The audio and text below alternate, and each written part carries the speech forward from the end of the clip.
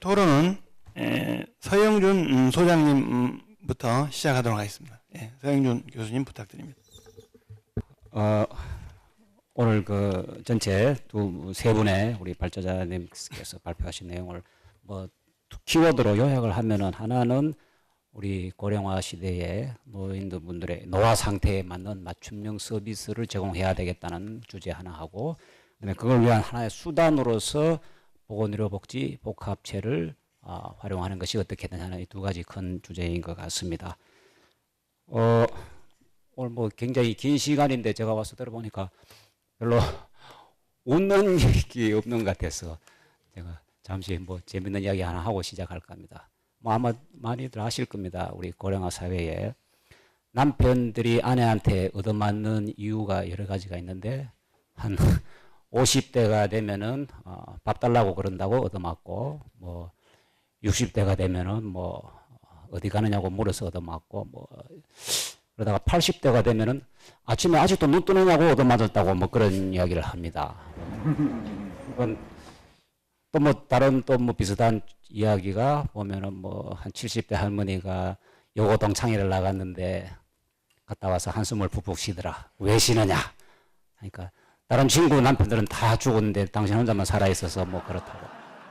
근데 우리가 그냥 웃고 넘어가는 이야기인데, 가만히 보면은 무슨 하나의 사회 트렌드를 반영하는 뭐 유머 아닌가 싶습니다. 나이 들어서 뭔가 남한테 부담이 되고 그러면서 가족이 부양하기는 점점 어려워지는 이런 사태, 배우자가 부양해오던 전통적인 어떤 것들, 자녀들이 부양해오던 어떤 것들이 점점 붕괴되면서 사회가 이제 부양을 책임을 떠맡아야 되는 이런 시대로 가고 있다 하는 것을 하나의 시사하는 그런 뭐 유머인 걸로 저는 생각이 됩니다. 그래서 여러 가지 그 논점들이 많이 제시가 되었는데요. 그 중에 하나가 보면은 우선은 이제 그 사회적 입원이 언급이 되었습니다. 요양병원이나 요양시설에 꼭 있어도 안 있어도 되실 분들이 있다. 예를 들면은 정상이 가벼운 분이 요양병원에 계시고 정상이 무거운 분이 요양시설에 계시는 뭐 뒤바뀐 이런 개념도 있고, 그다음에는 양쪽에 다 있을 필요 없는 기능이 괜찮은 분들인데 계시는 분들도 있고, 이런 것들을 통틀어서 우리가 사회적 입원이라고 부르는데요. 정확한 통계치가 나와 있는 건 없습니다. 그 뭐 연구자들이 뭐 10%라고 하시는 분도 있고 많게는 40%까지 여러 가지 범주가 결쳐져 있는데, 결국에는 이런 이제 사회적 입원의 문제는 맞춤형 서비스가 이루어지지 않고 있다는 것이고, 거기에 대한 어떤 제도 그리고 어떤 평가 기준 이런 것들이 아직 제대로 정립이 안 돼 있다는 이야기가 되겠습니다. 그래서 그런 데 대한 우리가 고민을 함께 해봐야 되겠다. 그리고 만약에 사회적 입원만을 해소하기 위해서 엄격한 잣대를 갖다 댔을 때 그분들이, 그래서 그 잣대에 중독되지 못하는 분들이 나가서 갈 데가 있는가? 지금 우리 사회가 소위말해서 병원과 시설에서 안 받아주는 분들을 받아줄 준비가 되어 있는가입니다. 가정에서 안 받아주고 사회가 안 받아주면 갈 데가 없는 이런 공중분해 상태에서 무조건적으로 어떤 엄격한 잣대를 갖다 대서 사회적 입원을 해소한다. 이것은 전체적인 문제 관점에서 볼 때는 아직 적절한 해결책은 아니다, 이런 생각이 들어서 전체적인 사회 복지 시스템과 맞물려서 해결이 돼야 될 것 같고요. 두 번째로 결국에는 이제 지금 요양병원도 그렇고 시설도 그렇고 우리가 민간 중심으로 움직이고 있습니다. 모든 공급자들이 다 민간 공급자들이 대부분이기 때문에 이분들이 근데 이 복지라든지 의료 자체는 공익성을 어느 정도 띠고 있기 때문에 사실은 민간기관들이 사회가, 정부가, 국가가 해야 될 역할들을 떠맡아서 위탁 내지 이런 기능을 지금 하고 계시는 거죠. 그래서 근데 민간기관들은 기본적으로는 어느 정도의 수익성을 목표로 하지 않을 수 없는 이런 체계이기 때문에 우리가 앞에 뭐 여러 가지 나왔습니다. 이제는 기능별로 병동을 만들어 드리자, 뭐 또 병원들도 좀 기능별로 특화시키자, 여러 가지 나왔는데 그 모든 것들이 제대로 이루어지기 위해서는 제가 볼 때는 수가 구조가 거기에 맞춰서 같이 맞물려서 돌아가야 된다, 이렇게 생각을 합니다. 수가가 안 맞는데 민간 병원들이 움직일 동인이 없어지는 거죠. 그래서 거기에 적합한 즉 투입에 비례해서 적절한 보상이 이루어질 수 있는 수가 체계를 만드는 것이 동시에 이루어져야 될 것 같습니다. 그 다음에 이제 요양병원과 시설 간의 역할 정립이 필요하다. 이것은 아주 오래된 이야기입니다. 계속 나오는데 아직도 잘 안 되고 있는 것은 여러 가지 시장 메커니즘의 문제도 있겠지만은 칼로 두부 자듯이 싹 가를 수 없는 그런 경계가 있다는 것이죠. 둘 사이에 오버랩 되는 그런 면에서 이제 기능을 좀 더 세분화하자는 이야기가 나오는 것인데, 제가 다른 논문들 한번 찾아봤습니다. 우리 소비자분들이 첫째 병원이든 시설은 누가 선택하는가 보면 그래서 이제 주부양자 내지는 주선택자라고 하는데 본인보다는 대부분 배우자 내지는 뭐 딸, 며느리 뭐 이런 분들이 많이 그 주된 발언권을 행사합니다. 노인들은 그저 가라는 대로 갈 뿐입니다.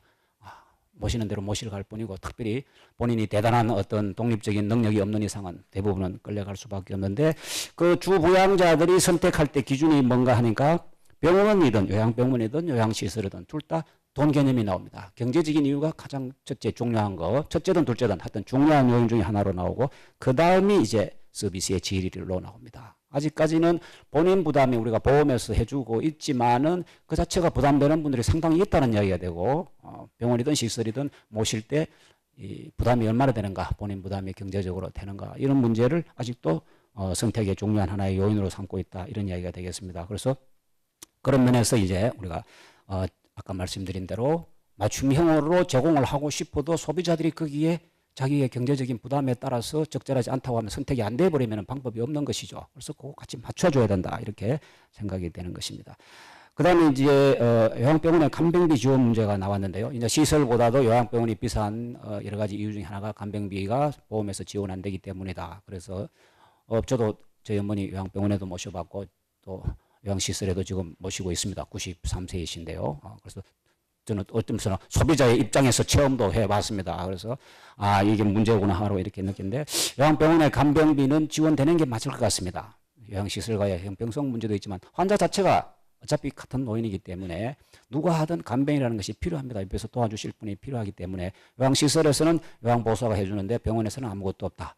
이런 것은 조금 문제가 있지 않냐. 그래서 이것은 제도적으로 개선돼야 될 방향이고 특히 뭐 통합간호 이런 것들이 지금 확산되고 있으니까 요양병원에도 같은 개념으로 접근하시면 좋겠다입니다. 마지막으로 이제 의료 복합제 문제인데요.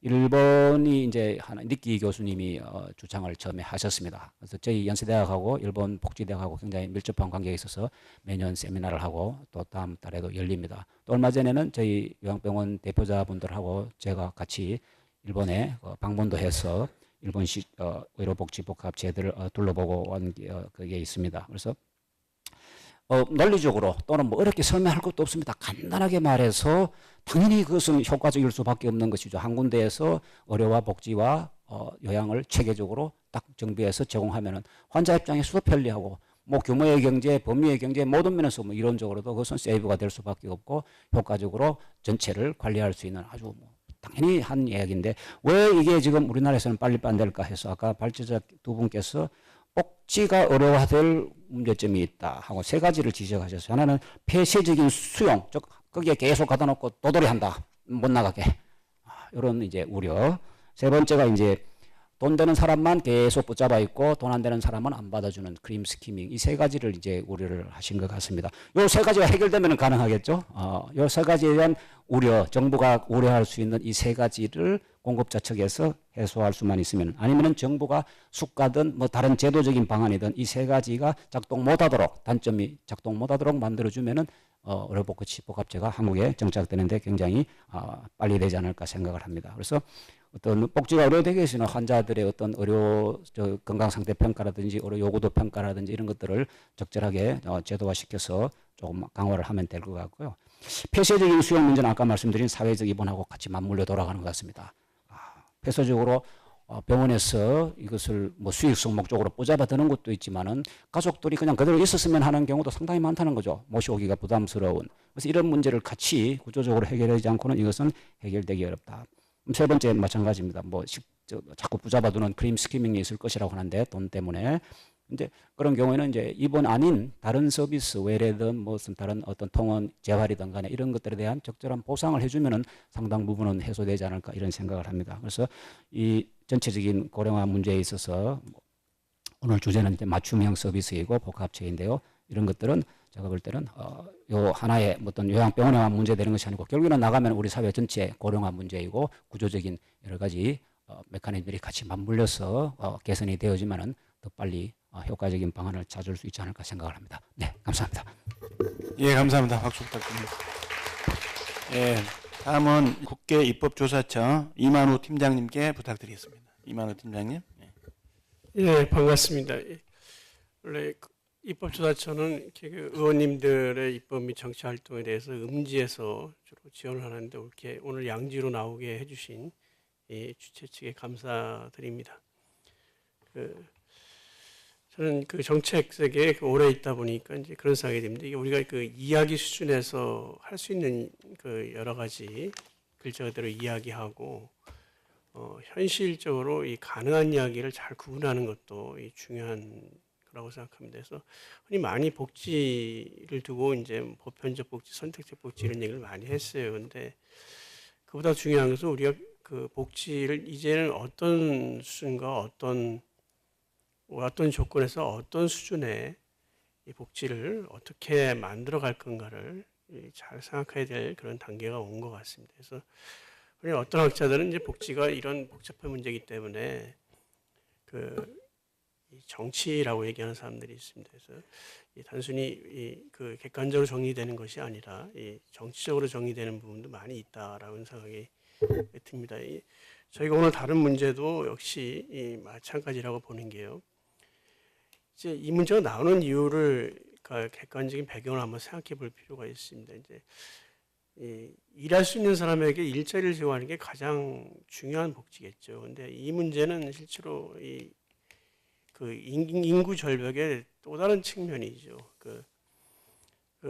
틀림없이 절대적으로 이 돌봐야 될 대상들이 이제 많아지고 있다는 것입니다. 그리고 또 이 합의된 현실 중에 하나지만은 그 돌봐야 되는 대상이 누가 하는가의 문제를 두고 그 요양병원을 중심으로 너무 기능이 어떻게 보면 과부하돼 있고 또 아직 분화되지 않은 채로 과부하돼 있다는 것도 이제 많은 부분 상하 인식에서 동의를 하는 것 같습니다. 이제 이와 관련해서 이제 대안으로 나오는 게 오늘 이 토론의 하나의 이 쟁점이 될 수 있겠는데요. 의료복지 복합체라는 문제인 것 같습니다. 그래서 저 이런 부분을 잘 아는 사람은 아니지만은 일단은 무엇을 해야 되는가에 대해서는 많이 얘기가 되는 것 같아요. 지금 오늘 자리에서도 그렇고 그간의 이야기도 그렇습니다. 그런데 제가 볼 때는 이게 일본 모형을 두고 우리가 가진 어떤 이 자원, 의료 자원이나 우리가 가진 어떤 정부의 정책 그리고 또 우리가 가진 어떤 재원 조달 능력 이걸 결부시켜서 어디로부터 어떻게 해야 되는가의 문제가 앞으로 계속 논의가 돼야 될 거라고 이렇게 생각을 합니다. 그래서 문제는 이제 무엇을 하는가의 문제는 이제 그 노인 집단에 대해서 단순한 노인이 아니죠. 여러 가지로 계층화된 노인에 대해서 맞춤형 포괄적인 의료 복지 서비스를 제공해야 된다. 그게 의료 복합체다. 일종의 이제 컨티뉴엄 같은 거겠죠. 이제 단순히 컴플렉스 문제만이 아니라 이렇게 서비스의 어떤 연속성과 어떤 연계를 추구한다는 이야기 같습니다. 그래서 무엇의 문제는 많은 부분 정리가 됐다고 생각을 하고, 근데 이제 어떻게 만들어 가야 되는가의 문제를 두고 일본의 어떤 지역사회의 어떤 포괄 서비스 체계를 구축하겠다라는 게 하나의 모델로서 제시되는데, 그것과 관련해서 우리에게 필요한 인력 배치나 재원 조달을 어떻게 해야 되는가의 문제가 이제 앞으로 계속 논의가 돼야 될 거라고 생각합니다. 단순히 공급자의 문제가 아니고 그 과정에서 정부나 전체적으로 국가 차원에서 어떻게 이런 모델을 구축하는 데서 협치를 만들어낼 건가의 문제 이런 것들이 같이 이야기될 필요가 있을 것 같고, 단적인 예로 이제 구체적으로 얘기를 하면 서비스 제공을 과연 많이 누락되어 있는 서비스 제공을 두고, 그러니까 장기 요양보험 서비스 제공을 두고 그걸 이제 급여 체계에 어떻게 그걸 포섭할 것까의 문제 이런 것들이 사실은 더 구체적으로 얘기가 돼야 될 것 같습니다. 관련해서 법적인 문제에 대해서 좀 얘기해 볼 필요가 있을 것 같아요. 이제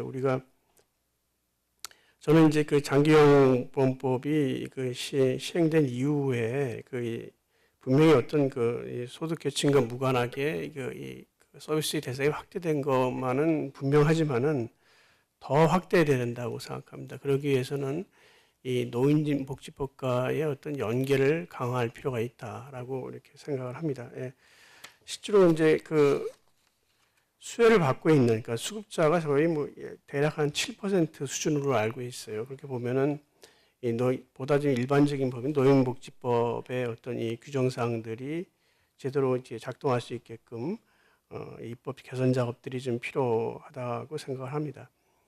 단적인 예로 그 장기요양보험법의 수급자 임에도 불구하고 실제로 경제적인 사정으로 인해 어떤 서비스 이용을 하지 못하는 이런 계층, 노인 계층도 있고 또 이제 요양 등급에서 하락한 계층이 실제로 이제 노인성 질환을 가지고 있지 않다고 볼 수는 없기 때문에 이 사람들에 대한 어떤 실질적인 공적 부조 방식의 어떤 이 장기 요양 서비스도 한번 고려해 볼 필요가 있다.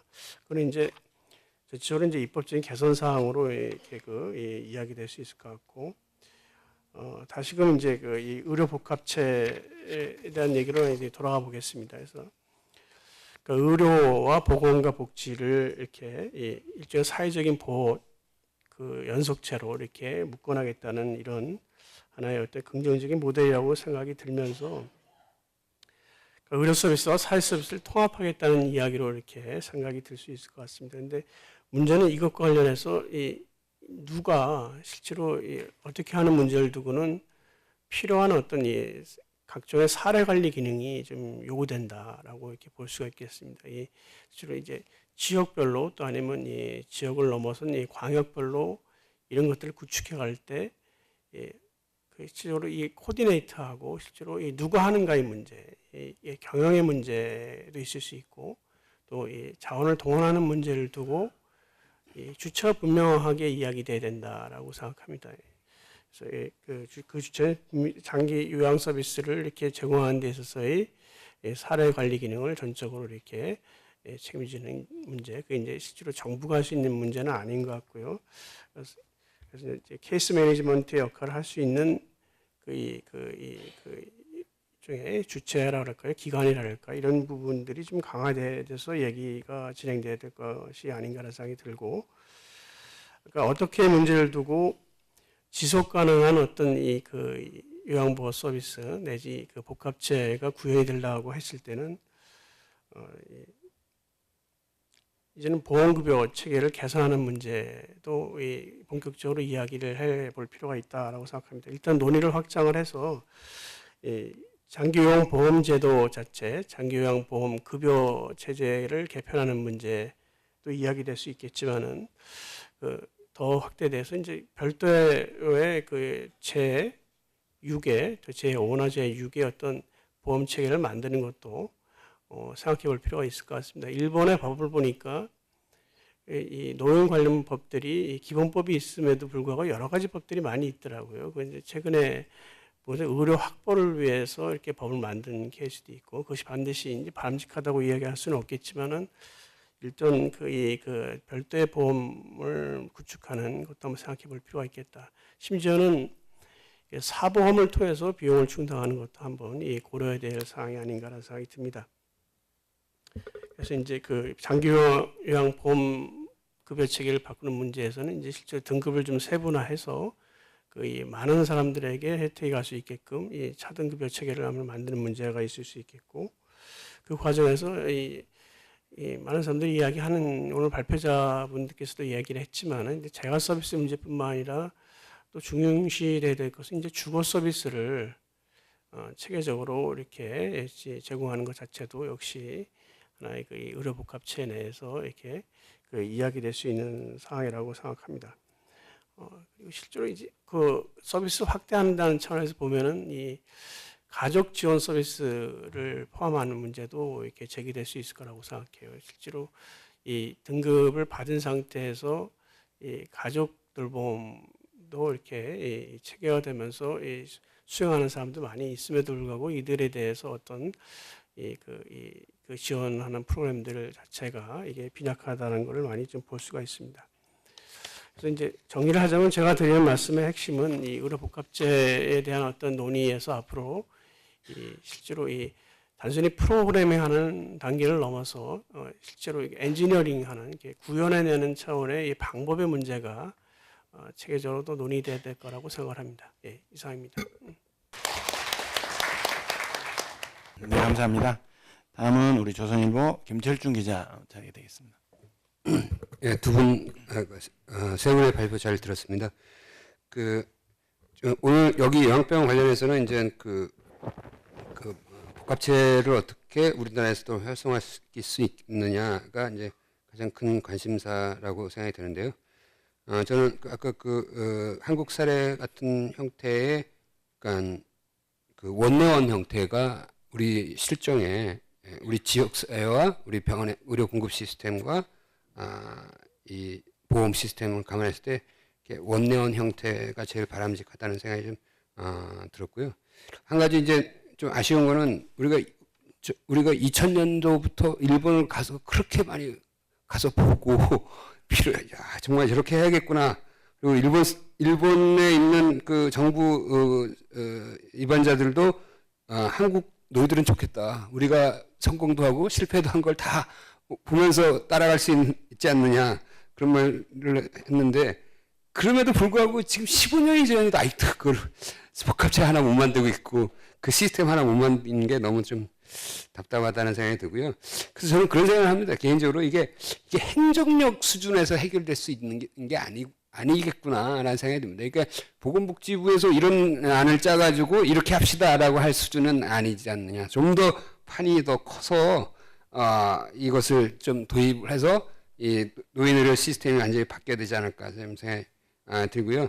그리고 현재 한국 노인의료 시스템에서 제가 생각하는 가장 큰 취약성은, 사실 저도 아버님이 90세인데 우리 병원에 이제 들락날락 하실 때, 하지만 어느 연구에서건 뭐 저희 가족의 사례를 봐도 집이 제일 행복한 거거든요. 벌써 이 집에서 돌아왔으면 좋겠어요. 제가 봐도 집이 제일 행복한데, 한국의 의료 시스템은, 이 노인의료 시스템은 이 집으로 자꾸 보내는 게 너무나 취약한 거예요. 그러니까 집으로 어떻게든 빨리 회복시켜서 집으로 가서 집에서 뭔가 활동하도록 회복시키는 시스템이 너무 취약하다는 게 제 생각이고요. 그리고 이쪽 부분을 좀 더 키워야 되는데, 그럼 누가 키울 거냐?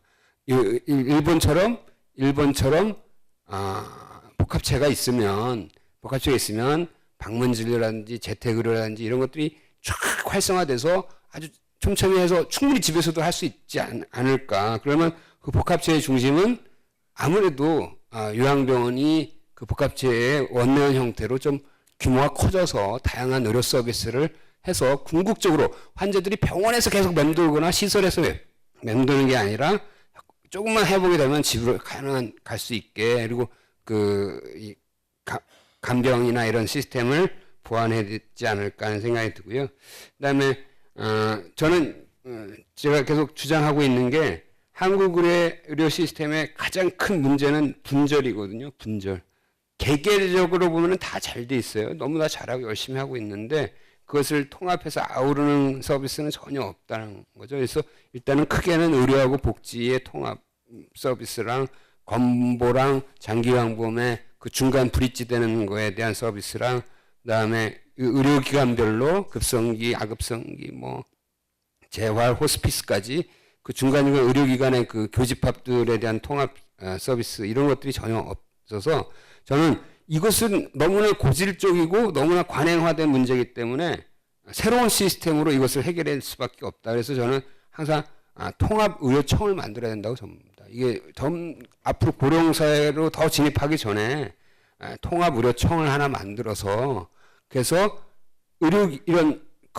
이 분절된 의료와 복지의 분절 그 사이, 그다음에 건보와 장기요양보험의 그 사이, 그다음에 의료기관별로 그 사이를 메워주는 통합의료청이 있어야 된다고 봅니다. 실제로 이제 싱가포르 같은 경우는 이 통합의료청을 운영을 하고 있어서 물론 강제적으로 환자를 이동시키거나 이러지 못합니다. 강제적으로 환자를 이동시키지 못하지만 환자가 생겼을 때 자기 상태에 맞춰서 통합의료청에다 의뢰를 하면 통합의료청이 가이드라인을 제시하고 그거에 맞는 그 지역사회에 맞고 그 사람 그 가정사회에 맞는 환경에 맞는 환경으로 이동을 시켜주거든요. 그러니까 우리가 이제 그런 게 우리나라 의료 시스템이 너무나 분절되어 있기 때문에 통합의료청이 있어야 되고, 통합의료청이 없다면 건강보험공단이 이런 일을 해야 되는 거죠. 건강보험공단이 아무 일도 안 하고 있는 거예요. 환자 이동에 관련돼서 적재적소의 의료 재원의 배분이나 분포에 대해서 아무것도 안 하니까 건강보험공단이 하든지 아니면 청이 하나 세워져서 하든지 해야 된다는 생각이 들고요. 그다음에 큰 틀의 체계에서 고령사회 보건의료 체계에서 몇 가지 좀 아쉬운 좀 우리나라에 좀 필요하다고 생각하는 생각들은 이제 노인 진료 가산제인데요.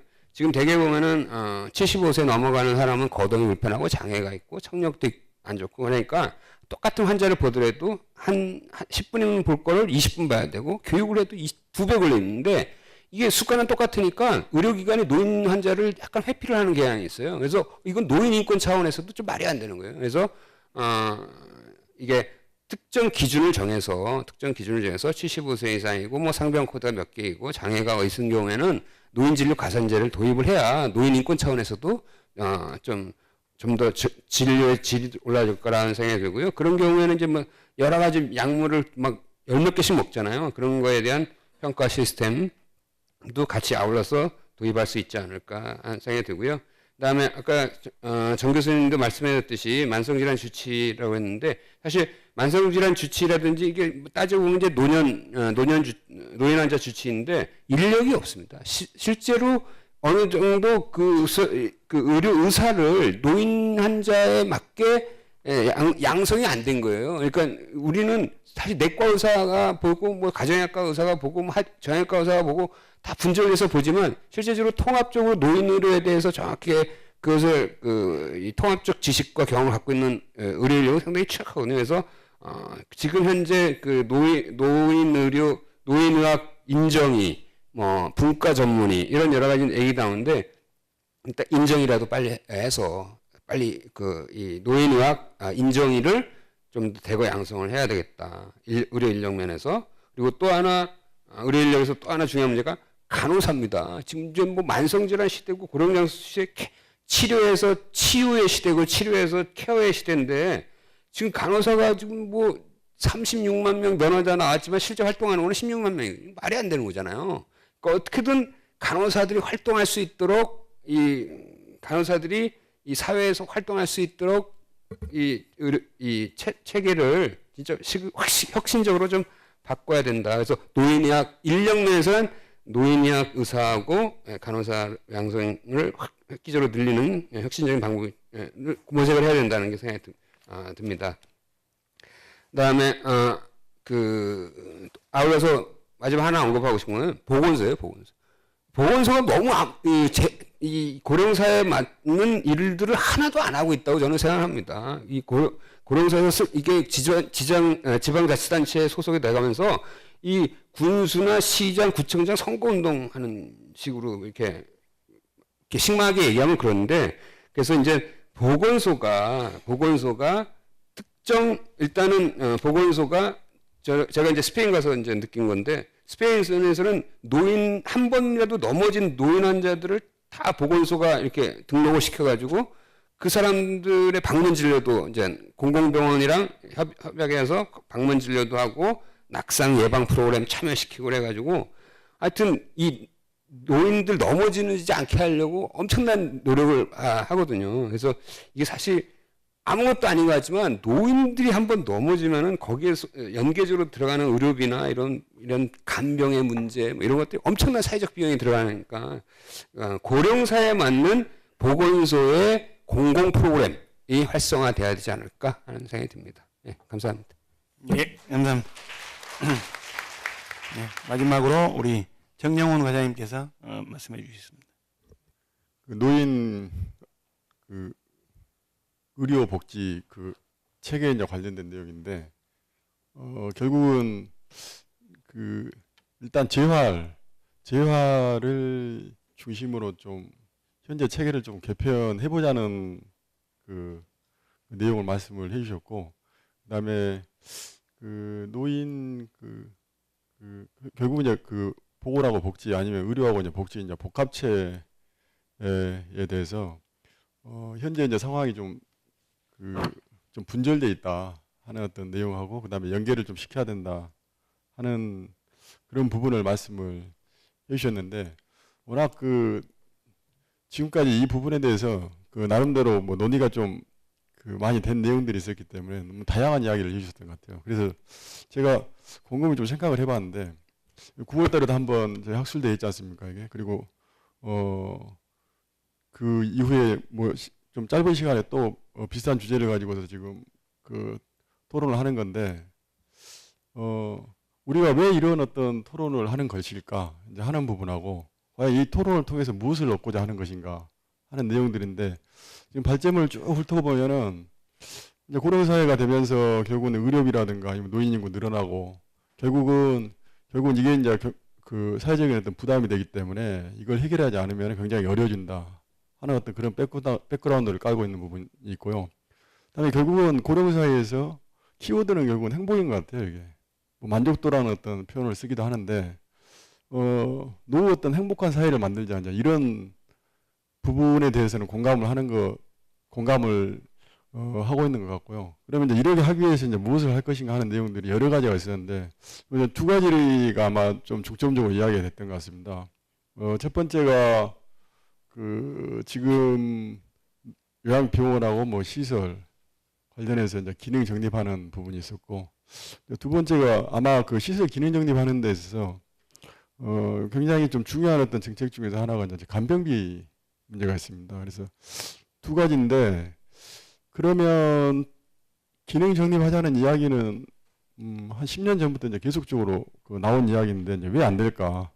왜 안 될까에 대해서 제가 좀 질문을 던지고 싶었는데 지금 토론하는 과정에서 이제 몇 가지가 나와서 제가 한번 쭉 써봤습니다. 이게 어렵기 때문에 안 된다 하는 부분이 있었고 칸막이 부분이잖아요. 이제 분절이라는 표현도 있었고 실제 이제 이게 연계가 안 되는 뭐 행정부터 해서 이제 그 현장까지 이제 연계가 안 되는 어떤 그런 부분이 있었고 그리고 뭐 나름대로 여기 관련해 가지고서 문제 제기는 많이 하는데 추진하려는 의지가 부족하지 않냐. 그리고 이제 결국은 어떻게 보면 가장 큰 요인이 될 수 있는데 뭐 재정적인 문제가 걸려서 추진이 안 되고 있는 거 아니냐 이제 하는 부분들.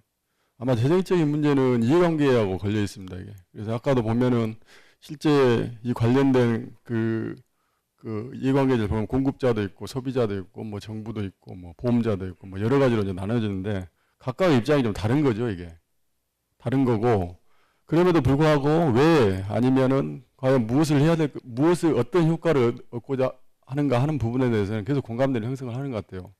그래서 결국은 이제 방법론을 이제 찾아야 되는 어떤 그 내용들이 있는데 뭐 발제문에서도 언급이 됐습니다만 그 요양병원하고 요양시설하고 실제 맞지 않은 옷을 입고서 생활하는 어떤 아니면 병원에서 입원해 있는 사람들 간에 옷을 좀 맞춰주자 하는 부분 그리고 또 하나 지역사회에서 나름대로 케어할 수 있는 역할 인프라를 좀 강화시키자는 이런 부분들이 굉장히 좀 복합적으로 그 작용하는 그런 내용들이 있고요.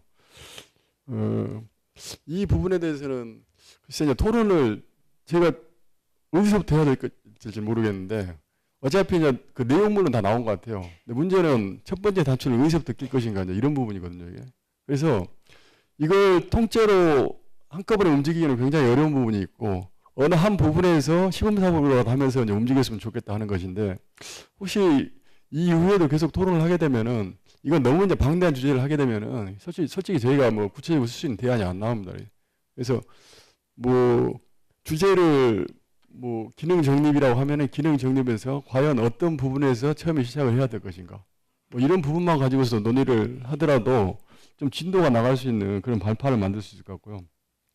그다음에 이제 간병비 문제 같은 경우에도 지금 포괄간호에 있어서 지금 간호간병 통합 서비스 이제 나름대로 시범사업 한다고 하고 있는데 이것도 문제 제기된 건 10년 전부터 됐었고 이게 이제 3대 비급이 이제 축소하면서 그쪽에 그 간병비 부담 완화 해서 그 들어갔지 않습니까?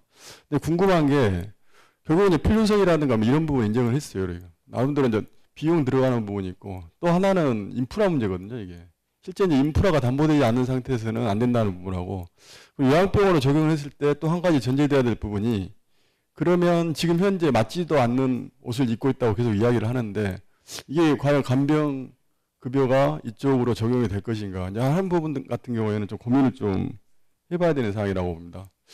그리고 뭐 요양병원 관련해서는 저는 그래요. 나름대로 한국에서 이제 고령화가 굉장히 급속하게 진행이 되기 때문에 그 급속한 고령화에 따라서 나름대로 대책을 수립해서 대응하는 것도 굉장히 어렵습니다. 이게.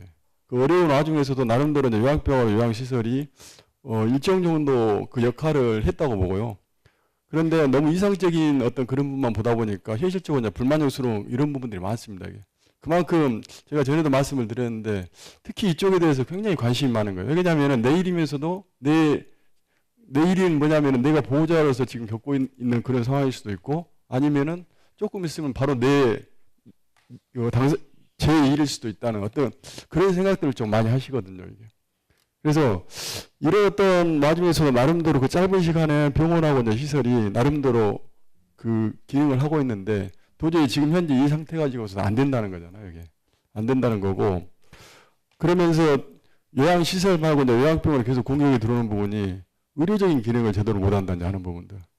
그래서 이제 이런 건 뭐 논의가 있었지만 어쩔 수 없는 어떤 상황이라고 이제 저는 봅니다. 이제 그러면서 기능 정립하고 연결시켜서 나름대로 뭐 새로운 어떤 시스템을 만든다, 새로운 모델을 만든다, 아니면 현재 상황을 뭐 개선을 하든 간에 이건 이제 방안을 찾아갈 수 있으리라고 보고요. 그리고 제가 너무 말을 많이 하면 안 되니까 그 재활 그 의료 체계에 대해서 이제 간단하게 말씀을 드리면 전번에 저기 학술대에서는 뭐 요양병원에서는 뭐 재활 쪽 관련해서 뭐 재활병원 뭐 종교 분리하는 것을 이제 반대한다 이렇게 말씀하셨는데 그 급성기하고 그다음에 저기 회복기 그다음에 그 유지기 이제 관련해서 그 재활 체계가 쭉 있는데 지금 이제 저희가 재활 그 전달 체계 이제 재활 의료 체계 관련해서 이제 좀 그 수립을 하려는 부분이 기본적인 일본하고는 아까 비교가 됐으면 정의가 안 됐어요 이게. 그래서 급성기하고 뭐 그다음에 회복기 그 유지기 쪽 재활 관련해서 과연 각각의 영역에서 어떤 식으로 정의해야 될 것인가 이런 부분이 안 되기 때문에 일단 정의가 들어갈 거고요. 그다음에 아무래도 중점적으로 지금 저희가 초점을 맞추고 하는 부분은 결국은 회복기 그 재활 의료 체계입니다. 목표는 결국은 사회복귀율을 높이는 부분하고 지금 이제 재환일수를 줄이는 부분인데 이게 이제 기본적인 목표로 들어가 있고 아마 이게 재활 의료 체계에 발달된 게 재활 난민이라는 부분이 있었습니다. 그래서 급성기 쪽하고 지금 유지기 쪽 그 재활 어떤 수가 관련해서 이제 문제가 된 부분은 좀 당근질하면서 하는 건데 그러면서 이게 그 종별 분리해서 반대하는 것은 아마 이제 병원 개념으로 간다고 해서 반대했던 것 같아요, 우리가. 근데 결국은 지금 현재 급성기 쪽이든지 아니면은 그 요양병원 쪽에서든지 이쪽 이제 인프라를 좀 활용한다는 그런 어떤 측면에서는 병원뿐만 아니라 병동제 이것까지 이제 병행을 해야 되는 이제 필요성에서도 이제 저희가 인식을 하고 있습니다. 그리고 문제는 이제 가야 될 길이 뭔데요. 결국은 이런 어떤 기본적인 어떤 설계가 작동을 하기 위해서는 이제 수가가 좀 반영이 돼야 되는 부분이죠. 그럼 수가가 아까 예전에 회복기나 재활 병원이든 아니면 병동이든 이런 어떤 체계가 만들어졌을 때 수가를 적용했을 때 기본적인 목표가 달성이 돼야 되는데 과연 그렇게 할 수 있는가 이제 하는 부분들. 그래서 이제 아시겠지만은 지금 이제 장애인 쪽에 장애인 건강법에 이런 기본적인 내용이 들어가 있기 때문에 내년 12월 시행인데요. 그 준비를 좀 하고 있습니다. 그리고 뭐 덧붙여갖고 지금 현재 그 의료법상 뭐 재활병원 종별분리하는 것은 이제 발의가 돼 있는 상황이고요. 그래서 어떻게 보면은 이 재활 의료 체계를 만들려고 지금 하고 있는 부분들이 아마 이제 정부에서 처음 시도하는 것 같은데요. 과거에 이제 뭐 재활 어떤 전문병원 어떤 제도 운영하는 거하고 이제 별개로 이 부분이 아마 현재 지금 요양병원에서 논의하고 있는 문제점 이런 부분들을 좀 상당히 좀 해소시킬 수 있는 그런 역할을 할 수도 있다. 이제 저는 그렇게 생각을 하거든요. 그리고 계속적으로 말씀하신 부분 중에서 저희 과에서 이제 담당하는 부분은 실질적으로 요양병원에서 과연 의료적인 부분, 의료 어떤 기능에서 뭐 처치라든가 수술이라든가 뭐 이런 어떤 정도 부분보다는 결국 이제 안전이라든가 뭐 기관에서 제공하는 어떤 기본적인 어떤 서비스 이쪽 부분만 지금 의료법에 담고 있는데 특히 요양병원에서 과연 의료적인 기능을 담당을 한다고 했을 때 어떤 부분이 적합할까 했을 때는 아마 유지기 쪽 재활 서비스 이쪽으로 좀 풀면 답이 나올 수도 있거든요. 물론 이제 수가하고 이제 충돌하는 부분에서 그렇게 역할이 안 된다 그랬는데 재활 의료 체계가 형성이 되면서 이제 수가가 들어가면은 그쪽하고 이제 매칭하는 어떤 그런 부분도 할 수 있으리라고 봅니다. 그래서 9월달 학술 대회보다는 조금 내용이라든가 뭐 토론 어떤 나온 어떤 발언들이 조금 발전된 것 같아요. 근데 다음부터는 좀 더 이러한 어떤 여러 가지 저희가 논의해야 됐던 주제들이 나왔기 때문에 이 중에서 몇 개를 좀 잡아가지고 좀 더 세부적으로 토론할 수 있는 기회를 다음에 가졌으면 좋겠습니다. 네, 감사합니다. 네, 그러면 그리고 또 오늘 그동안 뭐 발제를 받으셔가지고 아주 일목요연하게 정리 잘해주신 우리 정영선 교수님께 다시 한번 박수 부탁드립니다. 예. 예. 예, 다음 토론에도 장수는 여기서 국회에서 계속하겠습니다. 계속하고 오늘 말씀해 주신 대로 좀 더 구체화해서 뭐 병동제면 병동제에 대해서 한 가지에 대해서 집중 토론하는 그런 시간을 앞으로 계속 갖도록 하겠습니다. 장시간 방청해 주신 여러분 대단히 감사합니다. 감사합니다.